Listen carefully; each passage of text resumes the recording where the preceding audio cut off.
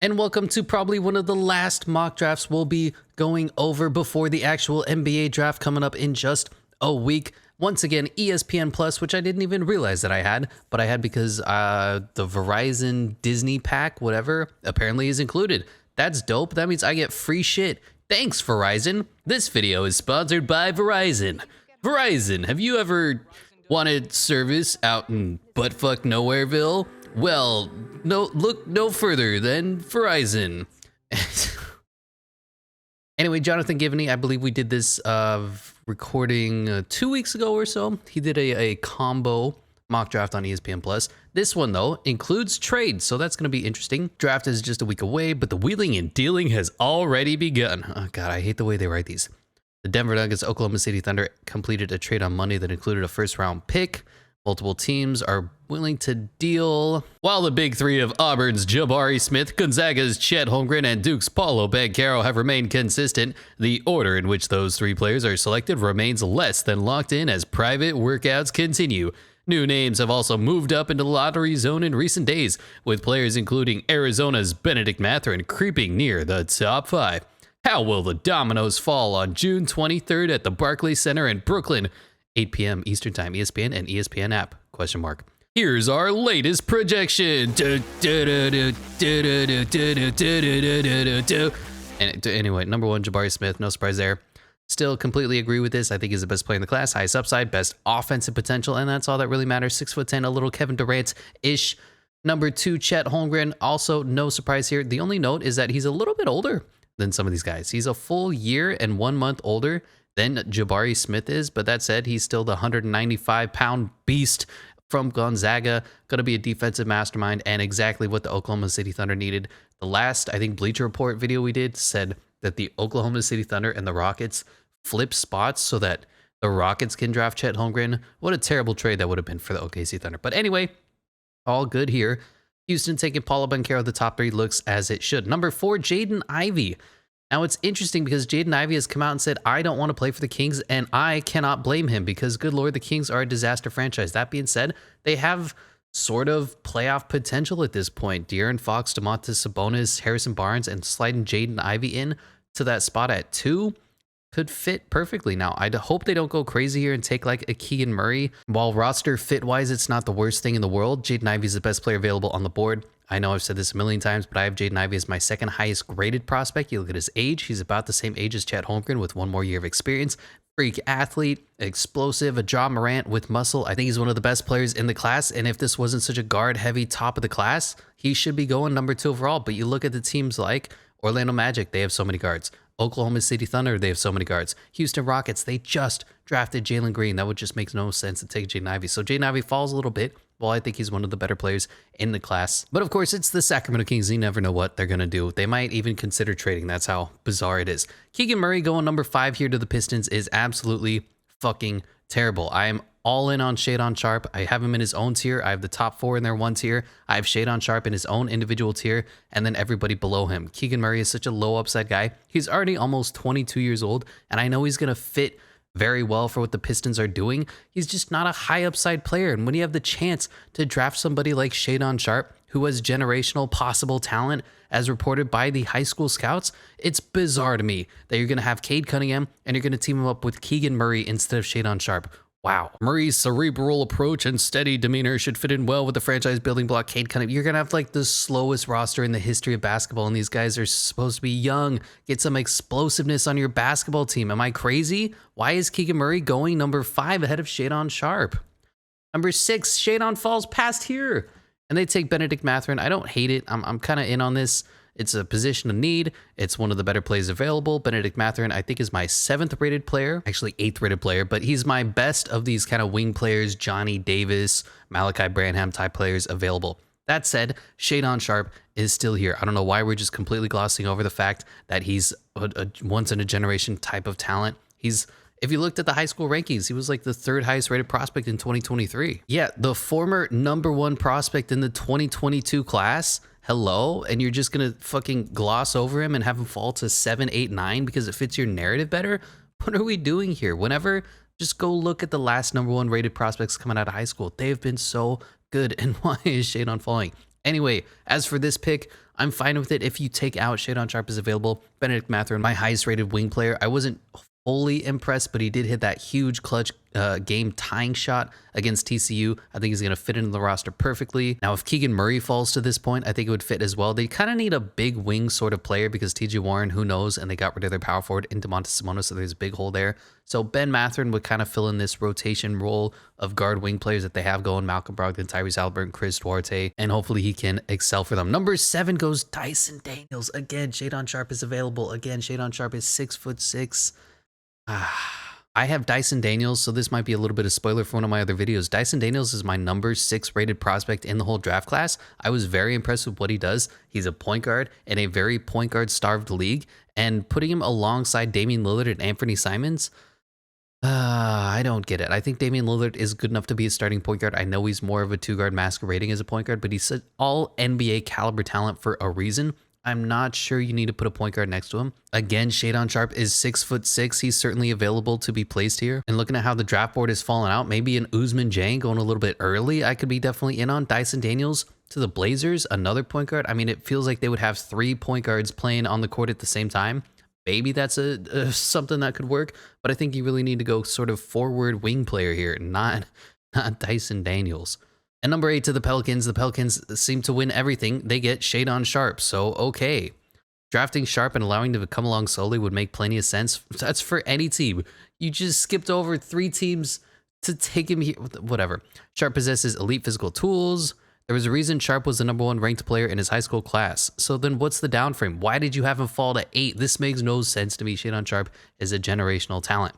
Number 9 to the Spurs, going Jalen Duren. I've been seeing this mocked a couple times, and I certainly disagree. I really like Jakob Poeltl. I understand he's entering the final year of his contract, but you're going to take a guy who's 6'10", center, rim runner, and that's really his full upside. Jalen Duren is the best center in the class, so I have no problem with him going as the center 1.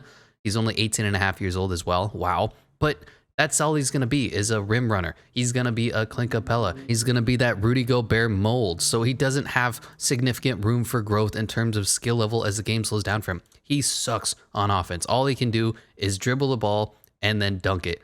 Other than that, he's not going to do a lot for you offensively. Defensively, he could definitely lock it down, but I feel like you want to go big wing player here as well. Add some size to your team because Keldon Johnson is 6'5", Devin Vassell 6'6", Josh Primo 6'4", Deontay Murray like 6'5". So I think you kind of want to get some sort of power forward-ish player here. I don't hate Jalen Duren to the Spurs, but I think it's just kind of a waste of potential upside talent here. Number 10 goes Johnny Davis. Interesting. I don't think that's a smart move to put him alongside Bradley Beal. I think their skill sets match a little bit too much. Here he says he would fit well alongside the ball-dominant Bradley Beal and has plenty of upside to tap into as well at just 20 years old. That makes no sense to me because him and Bradley Beal would essentially play the exact same role, undersized scoring guard. They still need a point guard really bad. Their forward position is okay. They have Kristaps Porzingis, of course, locking down the center-ish position with Daniel Gafford. I think Thomas Bryant is still on the team. Then you have Diha has been coming along, Rui Hachimura. So I think point guard Dyson Daniels make a lot of sense here. Figure out a way to get your hands on him. Otherwise, if you're going best player available, Johnny Davis certainly qualifies. I just don't like the fit to the Wizards here. It seems like you're drafting a player that you already have. And at number 11, going to the New York Knicks is AJ Griffin. That's right, a team that doesn't need another 3-and-D prospect is taking the most red flagged 3-and-D prospect. And I like AJ Griffin in theory. In a bubble, injuries turned off. I think he's probably a top 6 prospect in this class. He's crazy long, has 7-foot wingspan, shot 45% from the 3-point line for Duke.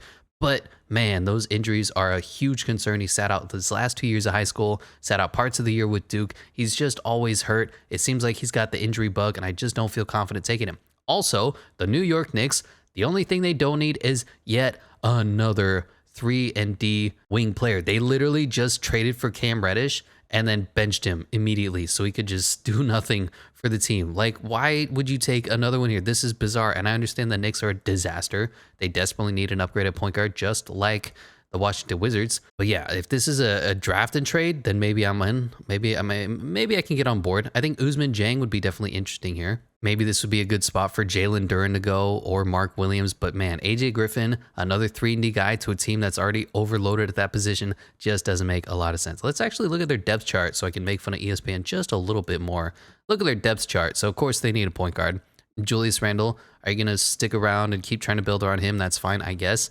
So you have no point guards, right? Let's just get that out of the way. Kemba Walker doesn't count. Miles McBride is an undersized, more defensive-minded point guard. He's shown some flashes here and there, but he's more of a scorer than a facilitator. Alec Burks, shooting guard. Emmanuel Quickley, shooting guard. Quentin Grimes, shooting guard. Evan Fournier, shooting guard. RJ Barrett, small forward. Not to mention Cam Reddish way down here on the 5th string depth chart for power forward. Julius Randle, he's a power forward. Obi Toppin, kind of a 3-4 combo guy. Can't really shoot. Hasn't developed as well as you'd like. Somebody who was drafted in the top 10. Taj Gibson, a natural 4 who plays the 5. Mitchell Robinson, likely on his way out or getting a huge contract extension. And then, of course, my guy, Jericho Sims. What a monster he was at Texas. And he actually played pretty well once he finally got some minutes. He just needs a point guard that can throw him some lobs with his 48-inch vertical. And Nerlens Noel as well also got hurt. So AJ Griffin here just makes no sense. That's all. This is dumb. Period. And the Thunder lucking out yet again, taking Ousmane Dieng. This would be like the perfect draft for them. Maybe you take a Mark Williams here because you could use a center, but I think Ousmane Dieng and Chet Holmgren, if you're walking away with both of those prospects, are wow, that would be awesome. Now, if they can't trade up, there's a ton of rumors they want to take Jaden Ivey, they want to take Shadon Sharp. Certainly, go ahead, go all in, do what you can. But if this is what you end up with staying in your spots, I'm perfectly content with this if I'm a Thunder fan. Number 13, Jeremy Sochan. Take Mark Williams. You need a center. Rival teams don't expect the Hornets to hold on to both of their first-round picks. Adding 2 rookies in need of minutes and patience might not be the most attractive. Man, Sochan coming here, just terrible. That's all I got to say. First of all, figure out what you're doing with Gordon Hayward. Probably try to move him, trade him, buy him out, whatever. Slide Miles Bridges down to the 3 because he's only 6'6". If you're taking a Jeremy Sochan, hopefully Mark Williams is available for you at the next spot. I guess I'm okay with that. I just hate that Jeremy Sochan has 0 offensive upside right now. Now, if at some point he develops that Kawhi Leonard shot with the shot doctor out there in Charlotte, who I don't believe they have one, then maybe you go, okay, this is a good pick. But 0 floor spacing doesn't really make a lot of sense with LaMelo Ball on the court. Take Mark Williams. This will be a good spot for AJ Griffin to go as well. Just I don't know. I give this pick like a C- D+. Cleveland Cavaliers getting Ochai Agbaji, and we've been routinely mocking this. Ochai was very good at Kansas. He's the perfect 3-and-D player. 6'5" short, but he has a 6'10" wingspan. He's a great athlete. He can't handle the ball that well, but he plays defense well, and he did bring a championship to Kansas, and that is exactly what the Cleveland Cavaliers are trying to do, is return to championship form. I think Ochai fits in perfectly here. He'll share minutes with Isaac Okoro, who is a great defender, but he cannot shoot. Colin Sexton coming back, maybe. Colin Sexton might be getting re-signed, but he's an undersized player who can shoot. And then Ochai Agbaji, essentially the perfect prototypical 3-and-D wing. Great find here at 14. Going to the Charlotte Hornets, Mark Williams, finally. God, get this out of my face. Next one, number 16, Malachi Branham. I'm okay with this as taking the best player available off the board. I have Malachi, I think is my 4th or 5th rated off-ball guard coming out of the class. It would be okay. I'd really like to see the Hawks do something interesting here, make a trade, make some sort of, oh my God, this is going to put the Hawks over the top type of trade. Malachi Branham is a fine pick at 16, just not really a needle mover. Number 17, Tari Eason. Yeah, I don't know about this pick. I know Tari Eason is on a lot of people's radars. I'm not a huge fan of him. I actually have a 2nd-round grade on him. Spoiler alert, I'm just not really in on his potential upside. I don't like his shooting. He's already 21 years old. He's really slow. But I guess if you're going to take a guy who's got good size at the 4 position, Tari Eason is going to fit right here, play backup minutes to Paulo Banchero, I guess, but then where does that put Usman Garuba? I don't think the fit here is good. If I'm the Rockets, I'm either going to take a center, I'll take another 3-and-D wing player, or I'll take a point guard at this spot. Tari Eason just doesn't seem to match what they're trying to do here because you already just took Paulo Banchero. He's going to be your generational power forward for the future. Where does Tari Eason slide in on top of that? Next up to the Bulls is going Jalen Williams out of Santa Clara, and I don't know why Jalen Williams has jumped up the board so highly. He's not that good. He's 21 years old already. Has the potential, I guess, to be a decent defender with a 7'2" wingspan, but he's not that fast. His lateral quickness isn't all that good. But the Bulls are kind of in a weird spot as well. They could use a big athletic center. So if you want to reach on a guy like a Christian Coloco, like an Ishmael Kamagate, maybe that's the position you go. But it seems like you want to trade down, get a little bit more value out of the 18th pick. Maybe you go 3-and-D wing player here, in which case Jalen Williams is technically the highest rated player on the ESPN draft boards. On mine, I think Ty Washington would be a lot better fit here, given a little bit of scoring punch off the bench. I know he's undersized, and how is he going to fit alongside Ayo Dosunmu, but I think he's been slept on. Those undersized Kentucky guards really seem to pan out well in the NBA. If you're not going Ty Washington, I would take Nikola Jovic, a really unique talent. Now the coaching staff is going to have to figure out what to do with him. He's more of a facilitating 6'10" power forward who can play defense with high effort, not a really high upside athlete, but he's a unique player. Very similar to an Usman Jang, just not quite as good. I think that would be a good place to go. Jalen Williams, not a huge fan of him as a prospect, but I guess, you know, if you need 3-and-D for the Chicago Bulls, that's what you get. Number 19, Walker Kessler. I hate this.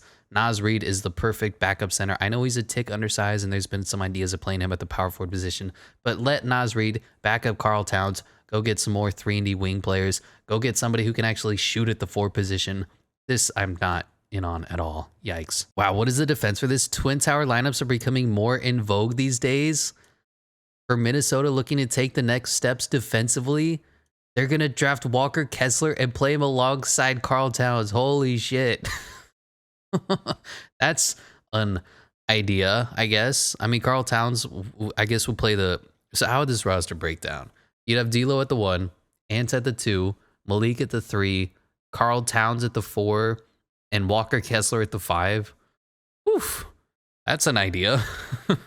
Number 20 to the Spurs goes Blake Wesley. A little early here, especially with some other guys with higher upside available. But I like Blake Wesley. He's a really fun prospect out of Notre Dame. Again, just some other guys that I would take. Ty Washington certainly could go here. Nikola Jovic, another big wing player that they could use. I don't think another undersized guard is what they're looking for when they already have kind of a full guard room with Devin Vassell, Josh Primo, Deontay Murray, Trey Jones, and whatever you want to list Keldon Johnson is. 6'5" just isn't going to cut it for the Spurs. Get some size. Nikola Jovic sitting here waiting to be taken. I know he's a foreign white guy. Not a lot of people like those players, and then they go out and win back-to-back MVPs. So, you know, maybe you should learn from your mistakes, ESPN.com. Number 21, Ty Washington to the Denver Nuggets is a steal. Now, this is a terrible place to go for Denver because they already have Bones Highland, their undersized scoring guard. Do you need another undersized scoring guard? I'd like to go maybe get some size here. And I know it's a little meme-ish, but I've been mocking Nikola Jovic to the Nuggets quite often. I'm really impressed with the way Nikola Jovic played against a whole bunch of grown-ass men out there in Europe. And the Denver Nuggets definitely need some size, some 3-and-D wing help. Now, Ty Washington, I guess, would be interesting. You'd rock what off the bench? Ty Washington, Bones Highland, Jeff Green sort of lineup. I don't know how I feel about that. They definitely needed scoring. They definitely need to get Nikola Jokic some help. I just don't know if Ty Washington is the answer. Number 22, Kennedy Chandler. And I agree with the idea. I disagree with the player. My highest rated point guard available at this point is actually Andrew Nembhard. I know I made fun of that earlier, but he's been the most impressive point guard prospect that I've seen out of the rest of the remaining point guard players. Kennedy Chandler, I understand the idea with Tyus Jones likely leaving because he wants to be a starting point guard somewhere, and he's certainly earned that right. You need somebody to back up John Morant. Kennedy Chandler is very comparable. He's 6 feet-ish. He's really probably 5'10", 5'11" outside of shoes. He's a great athlete. He's, how do I say this? He is the most complete point guard coming out of the draft. He would be a top 10 pick if he wasn't 5'11". He's just so small. His defense is horrible because of his lack of stature, his lack of strength. I think he goes right now at 170 pounds. He is way tiny. He's going to get bullied every single possession on defense, but he's great with the ball. He's a great facilitator. He's a great leader. I was really impressed with the way he played at Tennessee. And man, I just wish he was 2 inches taller, and I would be taking Kennedy Chandler easily top 15, top 10. Number 23 to the Sixers is Jaden Hardy. I'd probably go Marjon Beauchamp, kind of get some more size, wing depth on this team.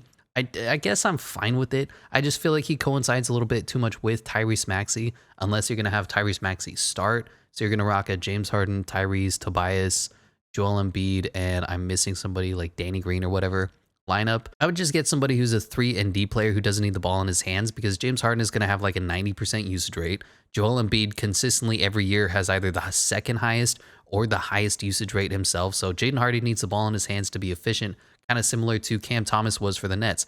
He's just not going to get it on this team. So get somebody who could thrive a little bit more in the team that you're building. But, you know, Jaden Hardy, top 10 prospect coming into the season, I think top 5 even. It was a disappointment. So once again, I don't like this pick. How are you going to defend it, ESPN guy? With James Harden turning 33 and the downside of his career from a physical standpoint, adding more talent in the backcourt could very well be a major priority for the Sixers. Sure. So this draft pick is taken in hopes that James Harden sucks. Is that is that the defense?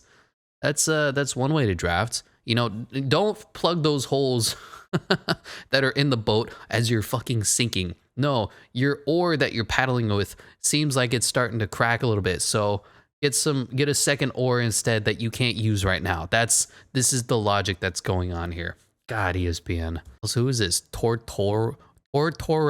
Number 24, Nikola Jovic to the Bucks, and I like this pick for the Bucks. I have Nikola Jovic as going a little bit higher, really high on his name, really high on this prospect. I've been talking about him. It's way too much. I like EJ Liddell to the Bucks as well, a sneaky late first-round pick that's been climbing up some draft boards. I was a huge fan of his game at Ohio State, brings some toughness, kind of Bobby Portis, except shorter. But Nikola Jovic to the Bucks makes perfect sense for me. No problems there. Number 25, EJ Liddell. Doesn't make a lot of sense to me. The Spurs are rebuilding. They drafted like the youngest guy in last year's draft class, and Josh Primo, on a huge like 20 pick reach. Clearly they're going all upside here. So you're going to take a junior EJ Liddell undersized power forward when you already have an undersized power forward in Keldon Johnson.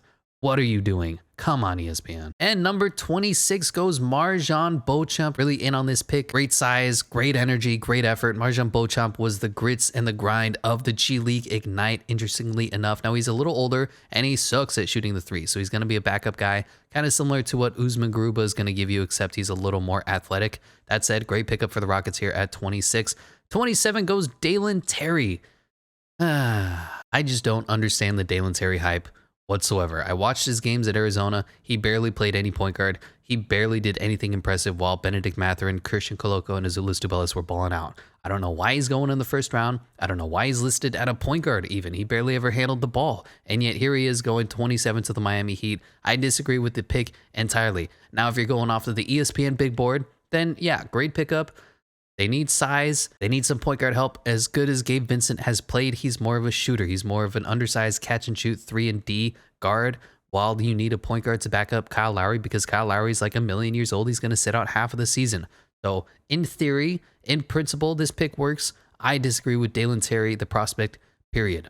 Number 28 goes Jake LaRavia to the Golden State Warriors. And I don't know what it is about people mocking players to the Warriors, but they always take these like 3 or 4 year white guys that are not going to contribute to the team all that much and don't have a lot of upside. I don't understand. Like, okay, he can shoot from 3. Great. But how about getting some upside guys that are going to be good in 2-3 years, like they did with Jordan Poole, like they have with Jonathan Kuminga and Moses Moody? I don't know why last time it was Christian Braun. Now it's Jake LaRavia. I would go in so many different positions. Get an athlete who can thrive in the system and play really well in a couple years alongside Jonathan Kuminga. I understand you think that you need win-now prospects, but Jake LaRavia is not that. He is the slowest man I have ever seen play basketball. Good Lord. I understand he's a good shooter. So if you want to stretch for, in theory, you know, an Isaiah Todd type of player, then go Jake LaRavia. But I don't get what people are doing with the Warriors in their mock drafts. Number 29, Caleb Houston to the Grizzlies. I'm good on that. Caleb Houston was a really high-rated prospect, very similar to Keegan Murray, and then he just kind of sucked. So getting a high upside guy, hopefully he can turn his career around in Memphis. They got a great thing going on there, great development, and Caleb Houston could be a good player, could bring you what Keegan Murray is promising to bring you at pick 5, and you grab him at 29. Great pickup here. And number 30 goes David Roddy. I don't even know who this player is. Never watched a Colorado State game in my life. David Roddy. Who are you? Yeah, he seems cool. Whatever. Anyway, that's going to do it for the ESPN Plus mock draft leading into the 2022 draft coming up next week. Let me know what your thoughts are, what you agree with, what you disagree with, and I'll catch you in the next one.